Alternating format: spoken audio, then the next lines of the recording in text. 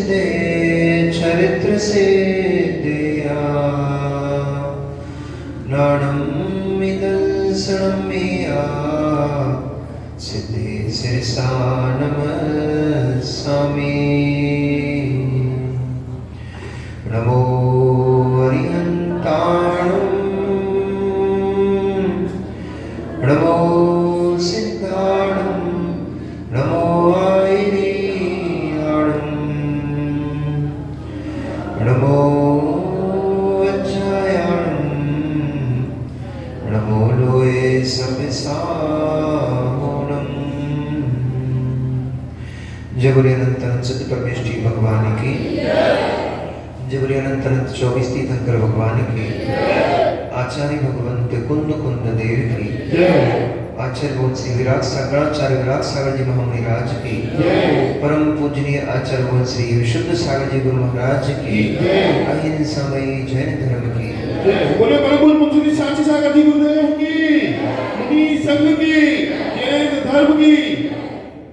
मनुष्य वर्तमान शासन में भगवान वर्तमान स्वामी के शासन काल में हम सभी भव्य जीवी हम राजते हैं। परम भंडारक महाश्रमण उन भगवान वर्तमान स्वामी के मुख कमल से निश्चित भगवती मंजनवाणी का हम सभी भव्य जीव करुणांजलि से पान कर रहे हैं। यह है वाग्वादिनी, यह है भगवती मंजनवाणी सभी जीवों का कल्याण करे, सभी जीवों का मोक्ष मार्ग प्रशस्त करे।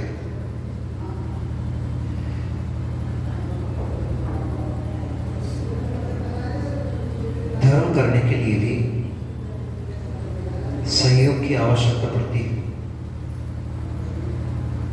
क्योंकि हम छद्मस्त हैं,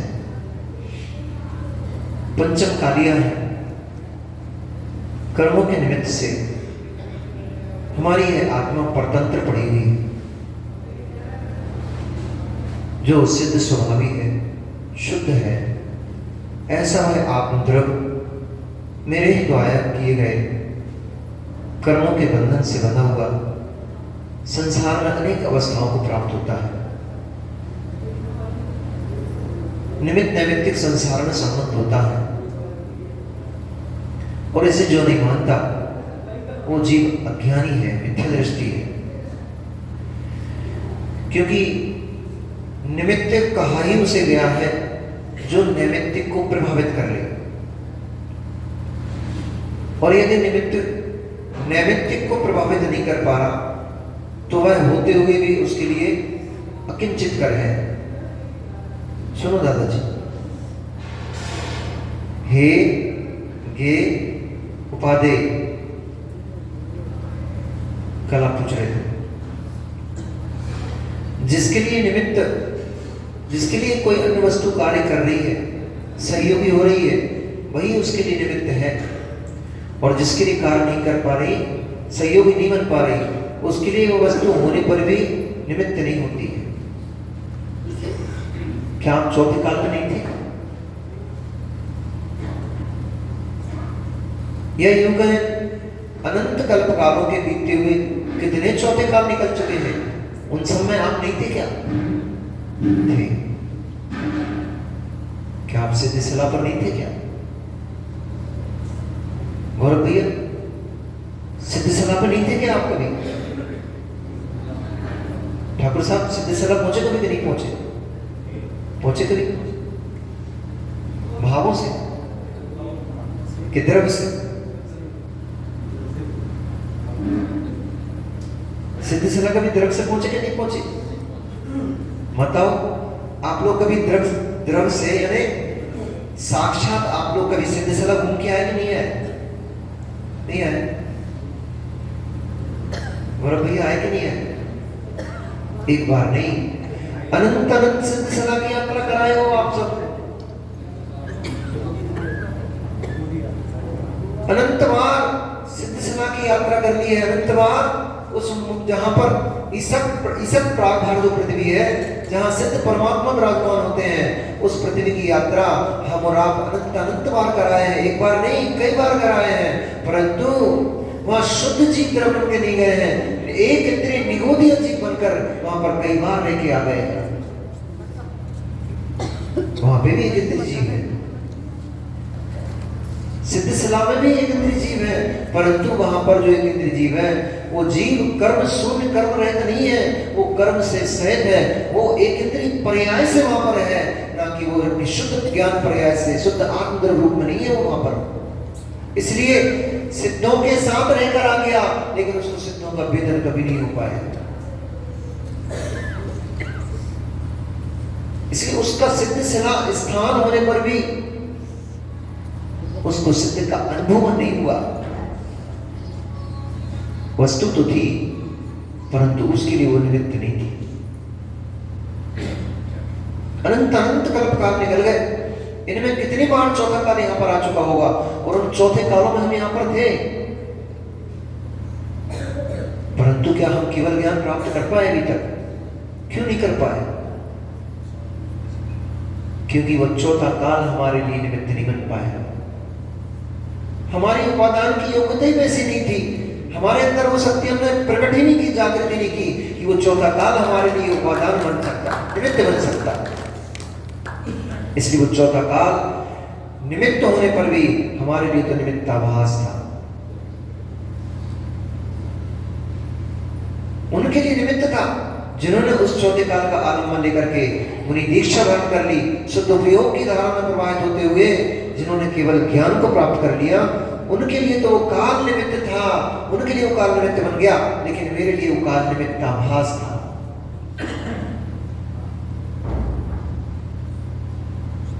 मेरे लिए अकिंचित कर, मेरे लिए कुछ नहीं कर पाया होगा। इसलिए संसारी जीव है भैया हम, और संसारी जीव है तो फिर निमित्तों का भी प्रभाव पड़ता है, क्योंकि हमारे पास उपादान की योग्यता इतनी मजबूत नहीं है। गौरव भाई कितनी बार मन में आता है, ऋषि भाई तुम्हारा बोलते रहता है, केवल बोलते रहता है, उसके बेचारे के पास ऐसी कोई मजबूरी नहीं है, फिर भी बोलता ही रहता है, अपने आप को भैया जी के रूप में देखता रहता है। वैसे तो भैया जी है, क्योंकि उसका भी जब तक शादी नहीं हो रही तब तक के लिए तो व्रत है।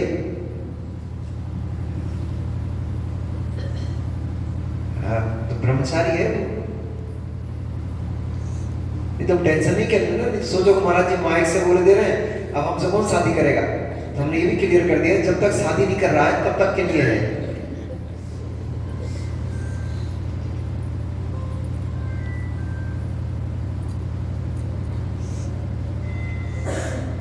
कितनी बार ऋषि भाई मन बनता है, कितनी बार भाव होता है कि छोड़ो संसार में कुछ नहीं रखा है, कष्ट ही कष्ट तो है, कदम कदम पर दुख और तकलीफ कष्ट ही कष्ट भोगना पड़ता है यहाँ पर, परंतु फिर भी सब कुछ होकर मन में उत्पन्न हो जाता है भाव, फिर भी ये जीव क्यों नहीं ये निर्णय कर पा रहा है।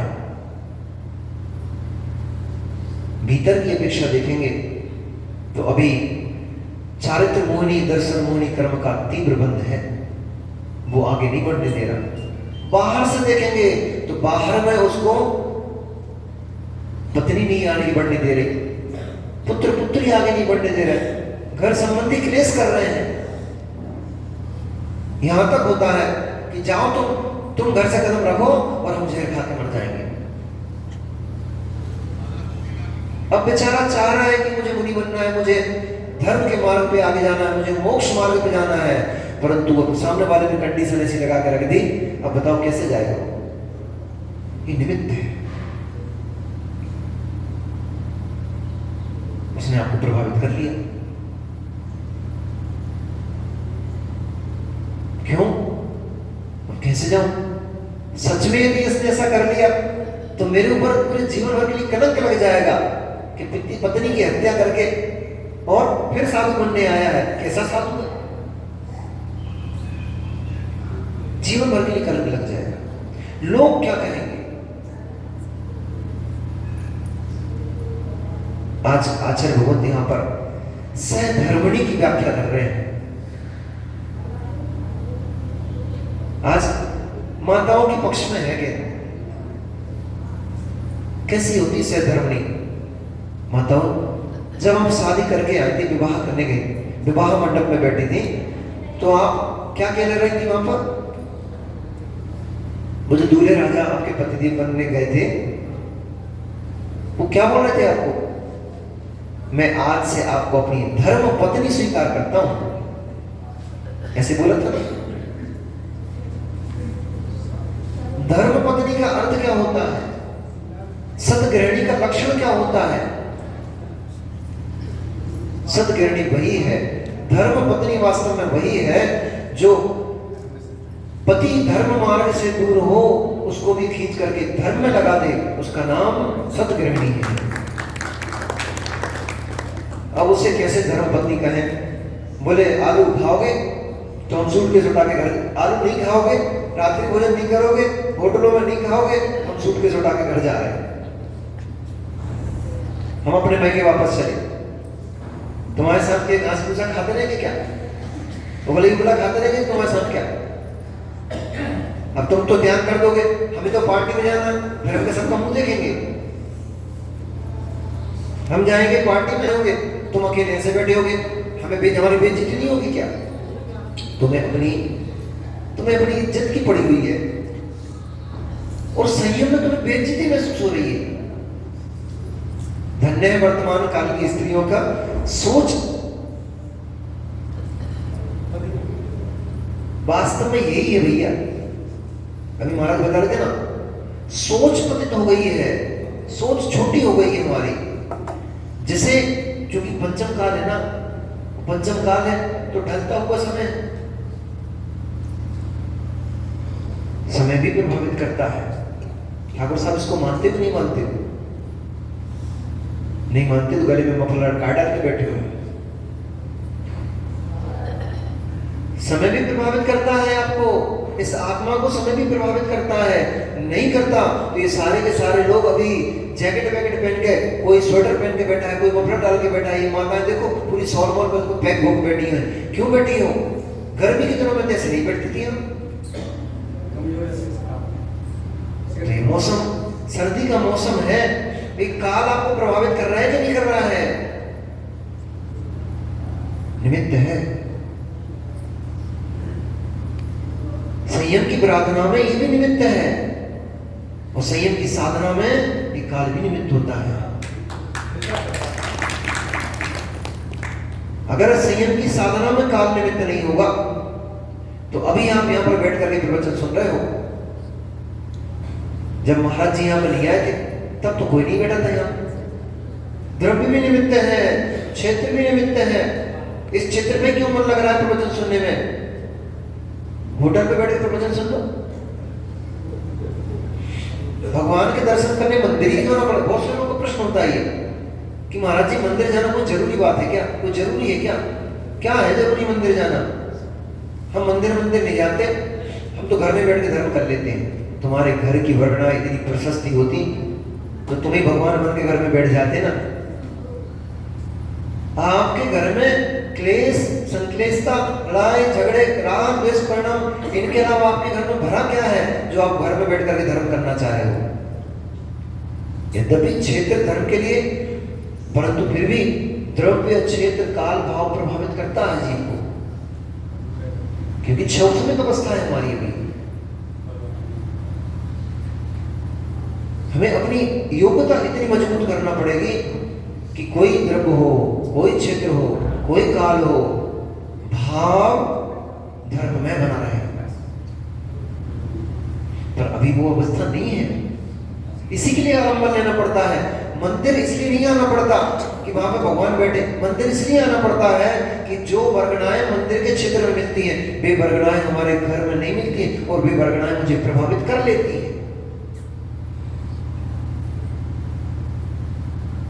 पति कह रहा है मुझे रात्रि भोजन त्याग करना है, पत्नी कह रही है तुम्हें मेरी सौगंध है, करना नहीं।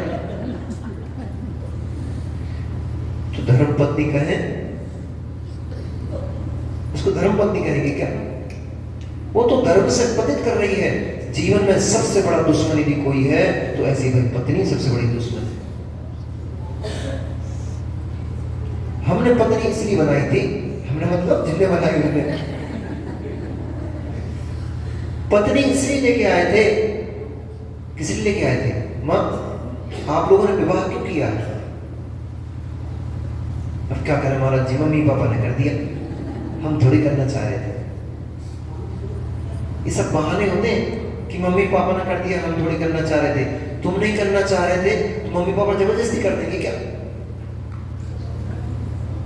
मम्मी पापा को कौन कहे? हमारे मम्मी पापा भी नहीं चाह रहे थे, वो भी चाह रहे थे, वो तो लड़की ढूंढ रहे थे हमारे लिए, ढूंढ कर रहे थे, देखे ही थी। पर हमारा मार्ग कुछ और था, हमारा निर्णय कुछ और था। जब उन्होंने देख लिया कि भैया ये उस मार्ग में नहीं जाएंगे, इनका मार्ग कुछ और ही है, तो धीरे धीरे धीरे धीरे उनने भी आकर कह ही दिया कि ठीक है भैया, जब जाना ही है तो जाओ।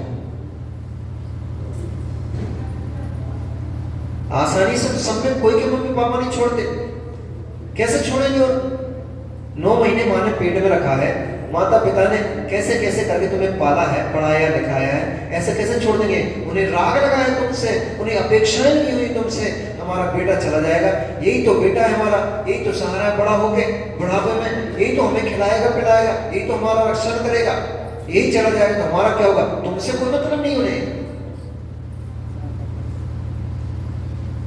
पूछ लो इन माताओं से, बच्चों की नाम ऐसे थोड़ी पूछ रही है, इनका राग लगा हुआ है, इनकी अपेक्षा लगी हुई उस बच्चे में। इसलिए कभी आपके बच्चों का आपको माँ को नहीं बोला उन्होंने किसी ने भी कि माँ के समान वात्सल्य, माँ के समान प्रीति, कहां बोली?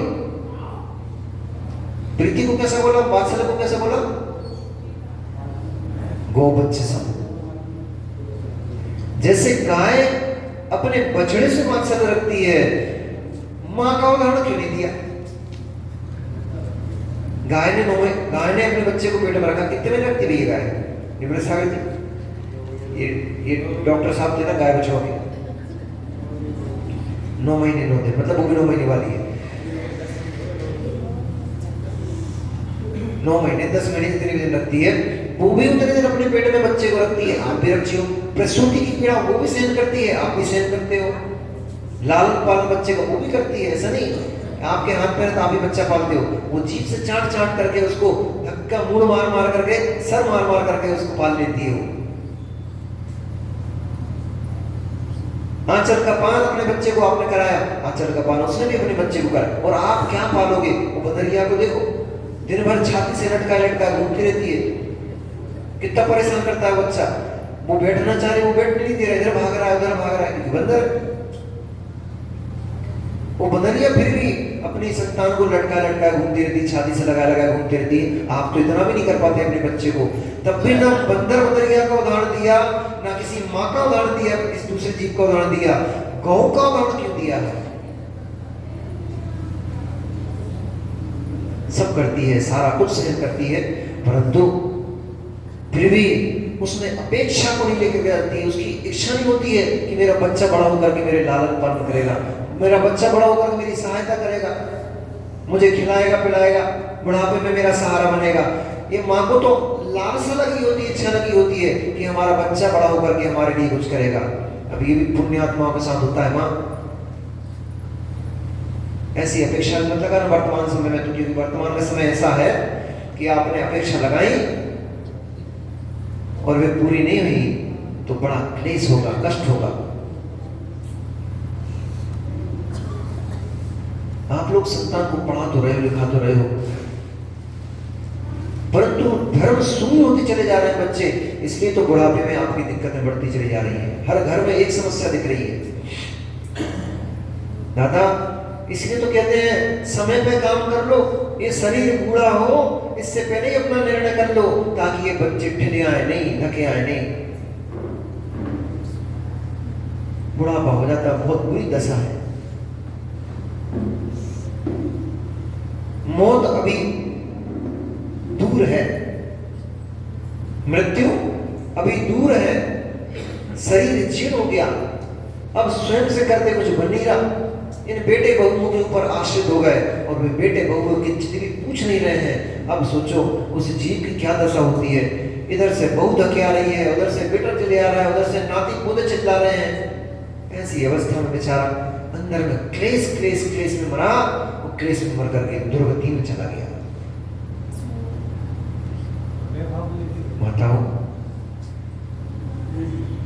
माताओं ध्यान से सुनो,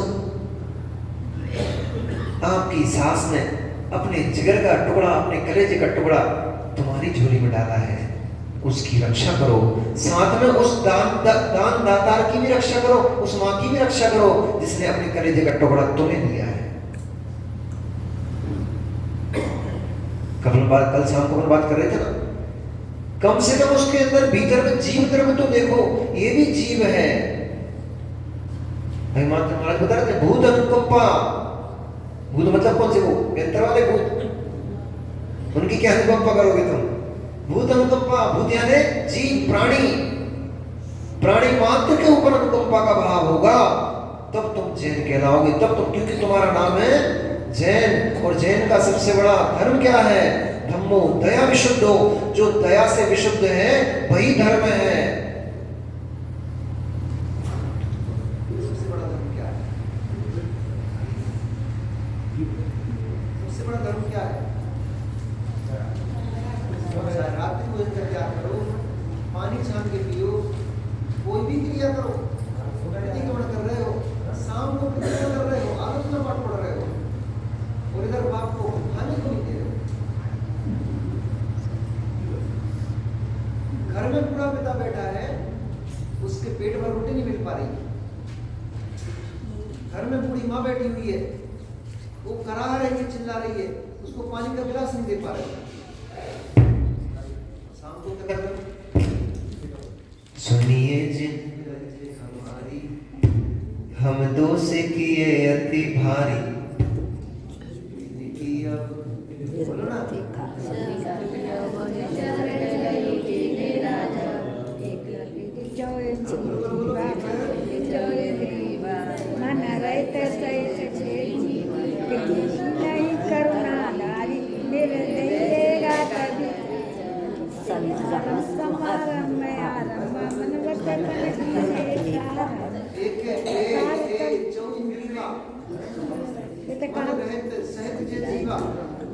तुम्हारा घर में बैठा हुआ तुम्हारा ससुर, तुम्हारा पिता, तुम्हारा भाई, वो क्या पंचेंद्रिय मन से जीव नहीं है क्या?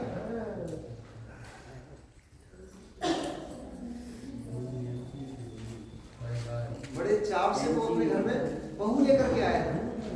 बोला भैया तुम्हारी ब्याह हो, तुम्हारी देवी को लेने गए, बड़ी बारात लेके गए थे, पिताजी नाच रहे थे बारात में, घोड़ी में बैठ करके भैया कटार डाल के तलवार डाल करके एक दिन के राजा बने थे। क्या बने थे? राजा। एक दिन के राजा बने थे। सर कौड़ी बहुत है, साफा लगा बढ़िया, उसमें कलगी लगी हुई है, शेरवानी पहने, साइड में तलवार डाले, घोड़े के ऊपर बैठे, अपने आप को महाराजा समझ रहे हैं। 4 दिन बाद पता पड़ा महारानी आते ही सारा राजपाट समाप्त कर दिया। बेटा थोड़ा सा बेट डालना, थोड़ा सा बेस डाल के आवाज जरा सी कम कर देना है।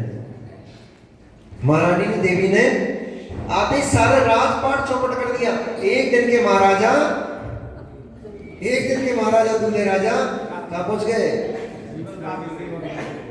जीवन के दास बने घूम रहे हैं। देख रहे भैया विश्व अभी भी मौका है। फिर बाद में हमसे जाने कही हो कि महाराज हमें कोई समझाई नहीं थी। सम्यक देख ले भाई, मौका है नहीं। फिर बाद में ये नहीं कहना महाराज हमें कोई समझाने वाला नहीं मिला था। मैं तो सच्चा पिता सच्ची माँ उसको मानता हूँ, और मैं क्या मानता हूँ ऐसा आगम कथन है। बताऊं कौन होता है सच्ची माँ? आज चूंकि सब गृहिणी है ना, कौन होती सब गृहिणी? सतगृहिणी वो है जब विवाह मिला, एक बेटा बेटी हो जाए, उनसे कहना बेटा विवाह में सार नहीं है, ये गृहस्थ जीवन में कोई सार नहीं है, इसमें केवल जीवन भर कष्ट दुख क्लेश के अलावा कुछ नहीं मिलेगा तुझे, तू मोक्ष मार्ग पे आगे जा। चाहे घर में बेटी बैठी हो, चाहे घर में बेटा बैठा हो, सबसे पहला आपका कर्तव्य यही है कि उसको सत्य का ज्ञान कराओ। आपने जीवन जी के देख लिया भी नहीं देख लिया कैसा है शादी के बाद का जीवन, और घर घर में यही एक जीवन होता है। जैसा आपका जीवन चल रहा है, हर घर की कहानी यही है, संसार की कहानी यही है। इसलिए सत्य का ज्ञान करा दो, बेटा इसमें सुख नहीं है। फिर भी यदि तू विवाह करना ही चाहता है, नहीं मान रहा है, मोक्ष मार्ग पे नहीं जाना चाह रहा, तो ठीक है, कर ले विवाह। लेकिन विवाह करके केवल इसलिए विवाह मत करना कि जो तेरा यौवन है, इस यौवन की आवश्यकता तेरी पूर्ति होती रहे, तेरी वासनाओं का समन मात्र होता रहे, इसलिए विवाह नहीं करना। विवाह ही जब कर रहा है तो फिर जिन शासन के लिए, जैन धर्म के लिए कुछ दी करके जाना। भोग भोग करके एक बार की अब्रह्म सुवर्ण सेवन में विश्व कितने जीवों की हत्या होती है। कैसे चाट लेते हो लाल दूसरे की,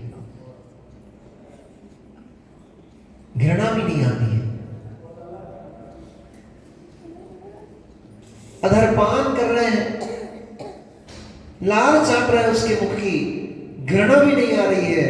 उस लार में पंचेंद्रिय असंख्यात जीव पड़े हुए हैं, उन जीवों को चाट चाट करके अपने मुख में डाल रहे हो। कितने जीवों की हत्या कर डाली। एक बार अब्रह्म के सेवन में 9 करोड़ जीवों की हत्या होती है। ये मुनिराज ऐसे थोड़ी मोड़ी, कल मैं बता रहा था किस दम पे जीते हैं मुनिराज, तत्व निर्णय पे जीते हैं। उनको इस बात का ज्ञान है कि एक भी अगर मैं कोई खोटी चेष्टा, कोई खोटी क्रिया मेरे द्वारा होती है, उस एक छोटी सी क्रिया में मेरे द्वारा असंख्यात संख्यात जीवों की प्रार्थना होगी। उस जीवों की प्रार्थना का पाप मेरे सर पर लग जाएगा। इस दम पर जीते हैं। तत्व निर्णय के भेद विज्ञान के बिना भैया ये दिगंबर मुद्रा में जीवना संभव नहीं है।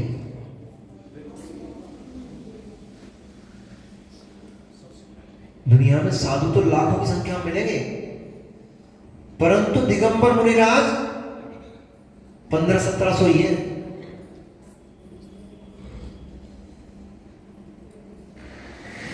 साधु तो लाखों की संख्या में मिल जाएंगे, साधु कहलाने वाले साधु, लेकिन वास्तव में साधु जो है, भाव से जो साधु है, जिसके भीतर में साधुता है, ऐसा साधु निर्गंध तपोधन दिगंबर मुद्रा में बैठा हुआ है। और वे मात्र कितने 1500-1600 साधु हैं पूरे देश में।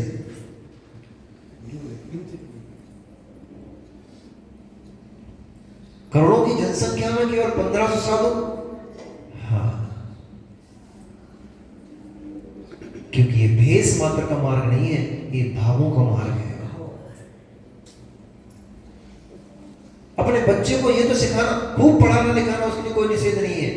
खूब पढ़ाओ, पढ़े लिखे बच्चे होंगे। हमारी समाज ही पढ़े लिखे समाज कहलाती है, संस्कारी समाज कहलाती है। आपकी सोचना चाहिए हम लोगों को ये बात, खासतौर से क्योंकि महिलाओं को सोचने की बहुत आवश्यकता है, माता को बहुत जरूरत है। क्योंकि ये जो माताएं होती हैं, ये 2 घर का संचालन करती हैं।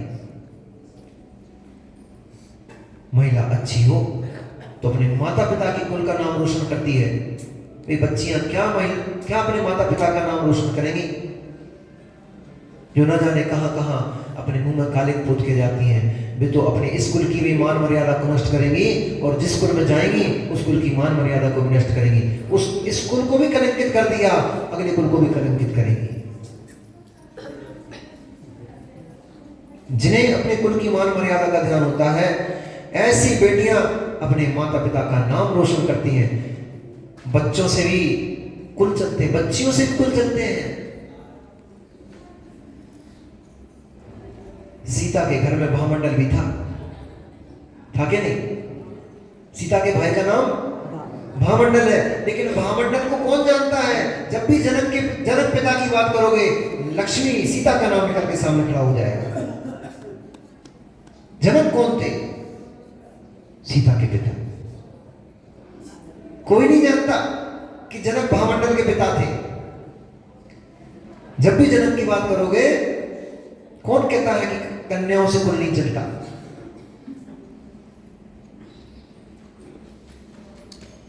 राजा शनिक की पत्नी का नाम क्या था?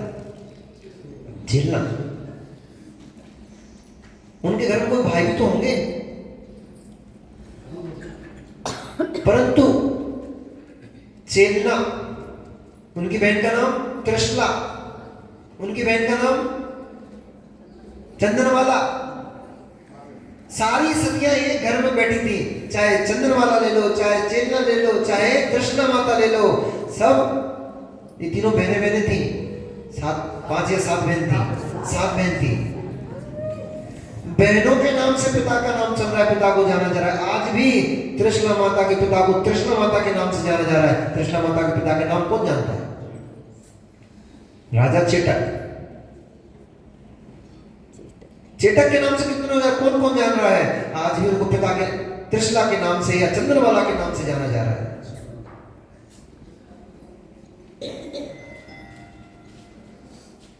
परंतु संस्कार तो हम देंगे तब ना, जब हम अपनी बेटियों को संस्कार ही नहीं देंगे। हमने खुद ऐसी सोच बना के रखी हुई है, जब हमारी सोच ये चल रही है कि सास ससुर रहेंगे तो उनके सेवा करना पड़ेगी, उनके लिए रोटी। कितनी निकृष्ट, कितनी छोटी सोच हमारी हो गई है। जिन्होंने आपको अपनी सारी संपत्ति की मालकिन बना दिया, हम उनको 2 रोटी के टुकड़े नहीं डाल पा रहे।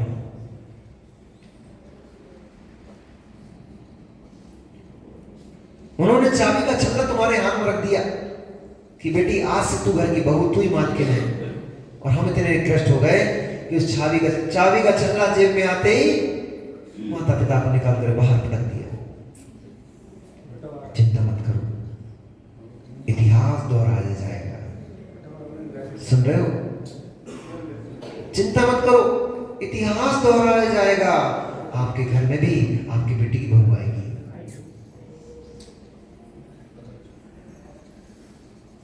सदगृहिणी वो है जो अपने घर को स्वर्ग जैसा बना दे, और पति को, उसमें रहने वालों को स्वर्गवासी। घर को स्वर्ग बना दे और घर में रहने वालों को स्वर्गवासी बना दे, देवता बना दे। रानी चेलना विदर्भी के घर में गई थी। आपने शायद पता नहीं कहानी पढ़ी है कि नहीं पढ़ी, राजा क्षणिक 4 क्षणिक चरित्र पढ़ा हो तो रानी चेलना विदर्भी के घर में गई थी, नीली विदर्भी के घर में गई थी। वे मिथ्यात्व के उपासक थे जिनके घर में रानी चेलना गई थी, परंतु रानी चेलना ने उसने अपने धर्म के प्रति जो दृढ़ श्रद्धा थी, उस दृढ़ सिद्धांत के बल पर अपने को अटक रखा। और भले ही तुम कुछ भी करते रहो, हम अपना संयम नहीं छोड़ेंगे, हम अपना धर्म नहीं छोड़ेंगे। और एक दिन ऐसा आया कि राजा क्षणिक को भी आखिर में आकर के जैन धर्म स्वीकार करना ही पड़ा।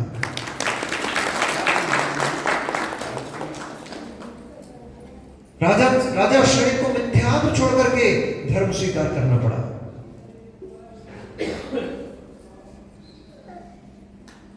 कितने ऐसे उदाहरण हमारे सामने हैं। और ये तो पुरानी कहानियां हो गई, कई वर्षों, हजारों वर्षों पुरानी कहानियां हो गई है। वर्तमान में भी ऐसा देखा जाता है, जो स्त्री सदगृहिणी होती है, जो स्त्री संयमित जीवन को जीती है, वो लोक सम्मान को प्राप्त होती है। आपके सारे कुटुंबी जनों में, संबंधी जनों में वो सिरमौर स्त्री सिरमौर बन करके रहती है और वो सबसे सम्मान पाती है। साथ ही यदि उसका पत्नी कुमार्गामी होता है, उसको भी धीरे धीरे करके वो सद्मार्ग पे ले आती है। उसका नाम है गृहिणी। ऐसी गृहिणी मिले भैया तो ब्याह कर लियो। अब नहीं बनना है यदि तुम्हें साधु, नहीं बनना है यदि तुम्हें साधु, तो ठीक है, हम कहते रहे, क्योंकि हमारे यहाँ तो दोनों मार्गों की आपको है व्यवस्था है। प्रथम मोक्ष मार्ग है, फिर यदि कोई अपनी असमर्थता प्रकट करता है कि मैं मोक्ष मार्ग पर चलने में असमर्थ हूं, तो उससे कहेंगे ठीक है भैया, तो तू विवाह मार्ग को स्वीकार कर ले, गृहस्थ मार्ग को स्वीकार कर ले। लेकिन गृहस्थ मार्ग इसलिए स्वीकार नहीं किया जाता गौरव भैया, विवाह मार्ग इसलिए स्वीकार नहीं किया जाता कि मुझे अपनी वासनाओं का शमन करना है। विवाह मार्ग इसलिए स्वीकार किया जाता है कि मुझे जैन धर्म की परंपरा को आगे बढ़ाना है। माता हरो, तुम का जैन धर्म की परंपरा को आगे बढ़ाओगी? एक ठोमोड़ा है, वही पढ़ने के लिए विदेश चला गया, जॉब करने के लिए विदेश चला गया। अब तुम क्या जैन धर्म की परंपरा को आगे बढ़ा पाओगे? वो वापस आ भी रहा है इधर कि नहीं आ रहा? क्या देखे गए आप जैन शासन को? एक बच्चा पैदा किया, वही विदेश चला गया जॉब करने के लिए। क्या करोगे धन संपत्ति को? वहां से फोन आएगा, जब तुम्हारे शरीर से प्राण पखेरु उड़ जाएंगे, वहां से फोन आएगा पड़ोसी के पास, अंकल मैंने अकाउंट में आपके पैसे डाल दिए हैं, घर वालों माता पिता का संस्कार कर देना। मेरे को अभी वीजा नहीं मिल पा रहा है, अभी मैं छुट्टी नहीं मिल पा रही है, अभी नहीं आ पा रहा हूँ, पैसे पहुंचा दे रहा हूँ। क्योंकि आप चाहते ही थे, पैसे चाह रहे थे आप, तो उसने पैसे आपके अकाउंट में ट्रांसफर कर दिए।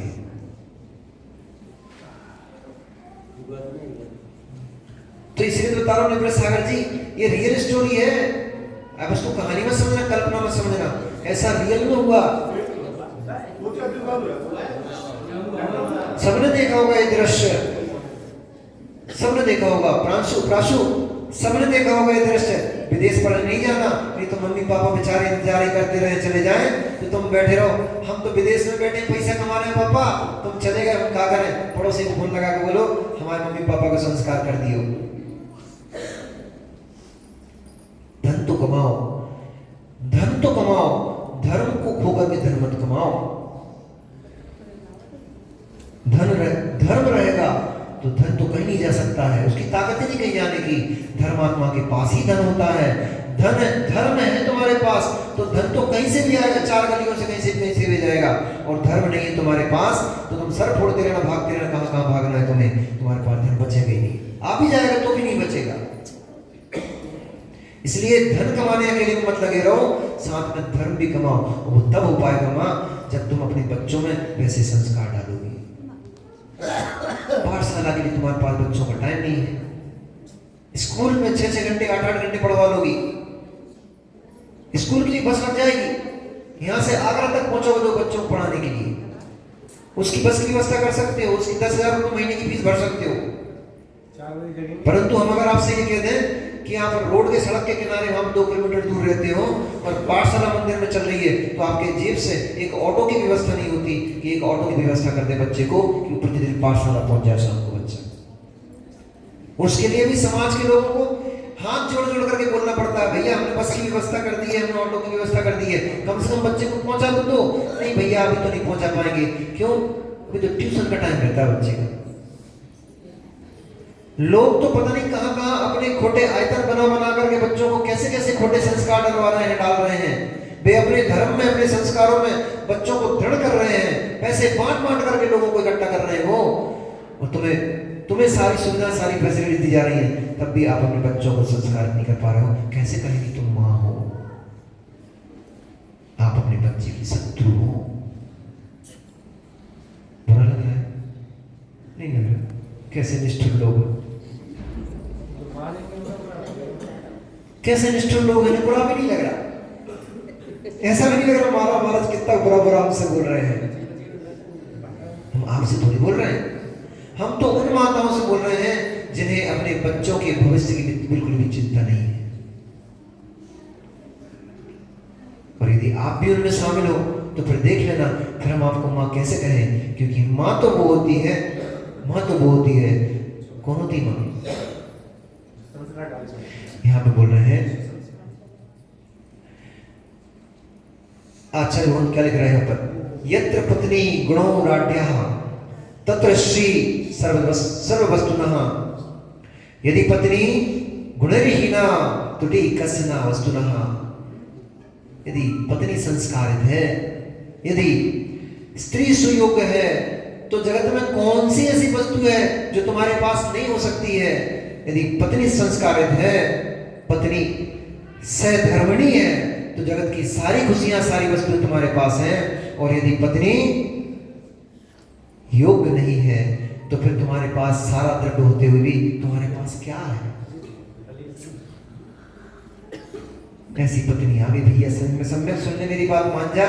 ऐसी पत्नी आ गई कहीं कि घर में ऐसा क्लेश मचाया, बेचारी मां नहीं बची, पिता नहीं बचा।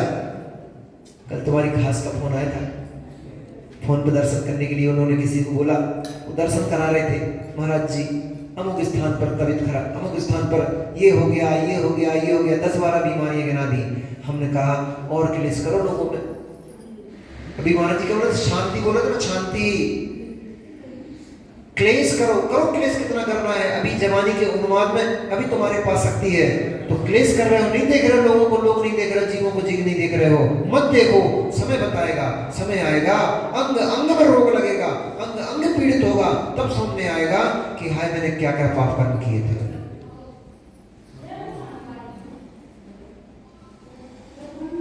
वे पाप कर्म भी कहीं जाते नहीं है, रखे रहते हैं, ये रखे रहते हैं। समय पाकर के जब बेहोदे में आते हैं तब फिर तिगड़ी का नाच नचाते हैं। फिर आदमी को लगता है कि हाय हाय ये क्या परेशानी हो रही है, हाय ये बीमारी रोग क्यों लग गया, इतना कष्ट मुझे क्यों है, भरी जवानी में मेरा बेटा मेरे से जुदा क्यों हो गया। ये इसलिए हो गया क्योंकि तुमने भी तो एक बेटे को अपनी माँ से जुदा किया था। वो बेचारी माँ बिलक बिलक के मर गई, पत्नी बनके तुम घर में आई थी, और अगर तुमने अपनी सास से अपने सास के बेटे को जुदा किया था, भरी जवानी में तुम्हारा बेटा तुमसे जुदा हो गया, अब रो मत, बिल्कुल मत, तुमने भी तो वही किया था जो तुम्हारे साथ हुआ है। वो मां तड़पी थी, वैसे ही तड़पना पड़ेगा। इसलिए क्लेश मत करो, क्लेश मत करो। अपने घर में अपना जीवन ऐसे बना के रखो कि आपको आपके परिवार वाले देवी के रूप में पूजे। कम से कम आप गृहिणी बन के आई हो, मोक्ष मार्ग में जाती तो पूजता को प्राप्त हो जाती, संयम से पूजता को प्राप्त हो जाती, परंतु मोक्ष मार्ग में नहीं गई हो, गृहिणी बन के आई हो, तो कम से कम ऐसा जीवन घर में जियो कि कम से कम तुम्हारे घर के लोग ही तुम्हारे अंदर उस देवी को देखें, जो देवी, कौन सी देवी, महादेवी है ना, जो आरिका माँ होती है, उस आरिका माँ को आपके भीतर में देखें कि ये घर में हमारी लक्ष्मी है, सरस्वती है, हमारे घर की तो शांति सुख यही है। ये कोई न कहे कि ताल का हमारे घर में घुस गई।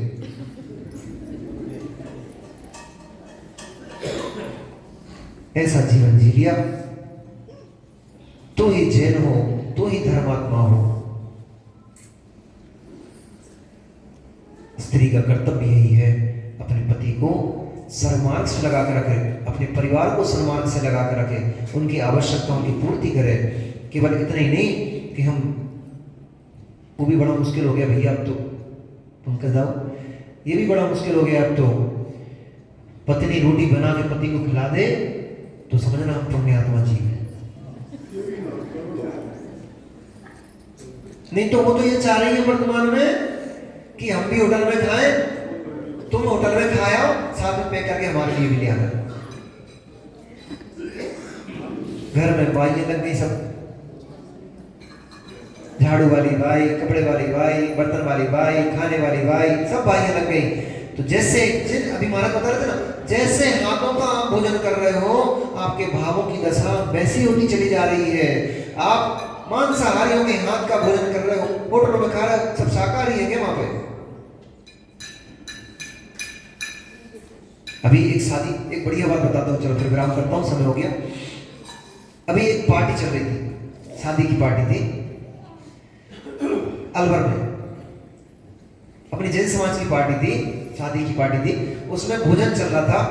भोजन करने के लिए काफी सारे लोग बड़ी अच्छे टाई वाई लगा के सूट वूट पहनकर बढ़िया बाबूजी बन के गए, और उन्होंने देखा कि जो तंदूर में रोटी बना रहा था वो कौन था मालूम है? सुबह वहां झाड़ू नाली की सफाई कर रहा था वो ही व्यक्ति जाकर के तंदूर में रोटी बना रहा था। अब वो भाई देखता है, पहले उसका चेहरा देखता है, वो बोले महाराज जी फिर मुझसे खाई नहीं गई। तो मैंने बोला बेटा आज तुमने ये देख लिया, और ये अभी महाराज सही बता रहे थे ना कि कैसे हाथों से कहाँ खुजला रहे हैं। घर में इतनी साफ सफाई रखोगे, तुमने नाक साफ करी, यूं फेंकी और फिर उससे बना कर रख दी और बढ़िया चाव लगा, अरे आज तो बटर पनीर खा के आनंद आ गया। उनने पसीना पोंछा, उससे ही लोई संती, तो तुम बढ़िया खा गए। जूते पहन के, चप्पल पहन के, कचड़ों जैसा हो रहा वैसा बन रहे, खा रहे हैं, सब देख रहे हो, फिर भी खाते जा रहे हो। कितनी प्रलुप्तता है तुम्हें खाने की। कैसे तुम्हारा भाव शुद्धि बनेगी जब तुम्हारा भोजन ही शुद्ध नहीं है? भाव शुद्धि कैसे बनेगी? भाव शुद्धि के लिए भोजन शुद्धि भी आवश्यक होती है।